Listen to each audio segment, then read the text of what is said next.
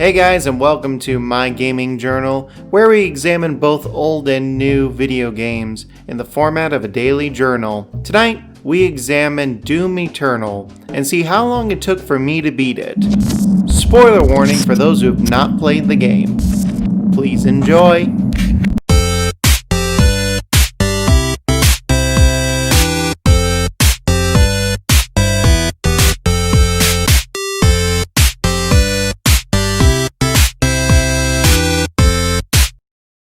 Dear Journal, so this game takes place right after the events of the first game, and you are just straight in the middle of a conflict.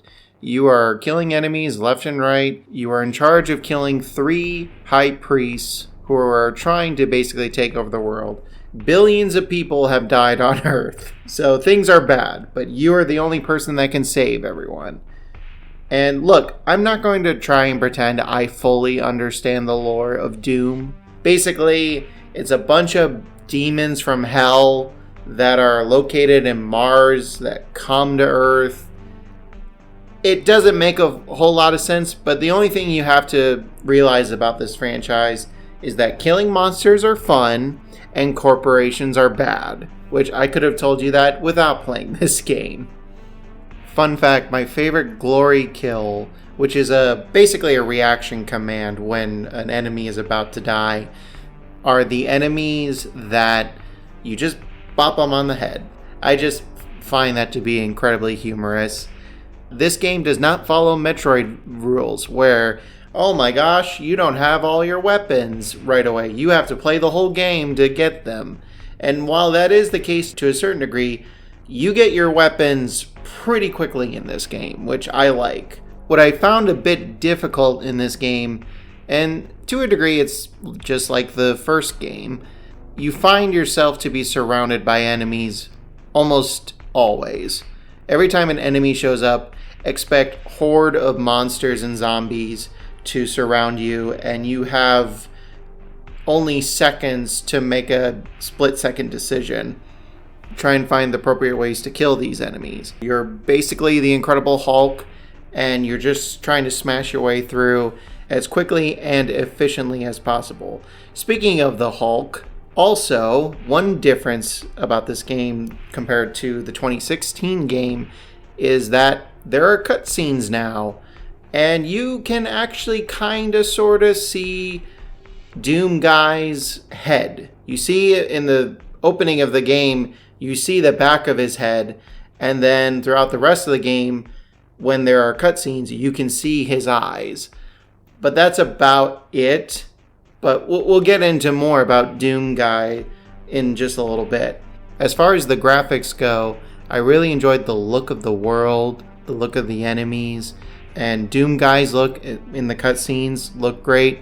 My only complaint on that department is there are moments when you run into scientists and human workers, and I kid you not, those graphics look like PlayStation 3 graphics, which when we're on the cusp of PlayStation 5, that's a no-no in my opinion.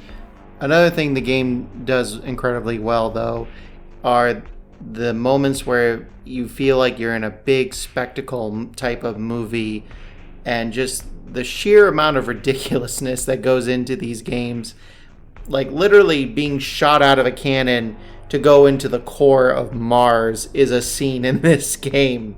But I will say sometimes there are moments where it feels like they cut corners. And a great example would be there's a moment where you have to go into a building and there are some weird tentacle things concealing the entrance, and you have to operate a turret on each side to destroy the tentacles. That should have been a moment in the game where you're actually shooting the turret and holding the trigger button, and instead it's just a cutscene. And that, I wish that was the only case that happened, but there are quite a few scenes where I feel like they just kind of cut corners on that end. And as far as the story goes, killed the 2 priests, took a while, but there's only one left, and then now we are getting into the second half of the game.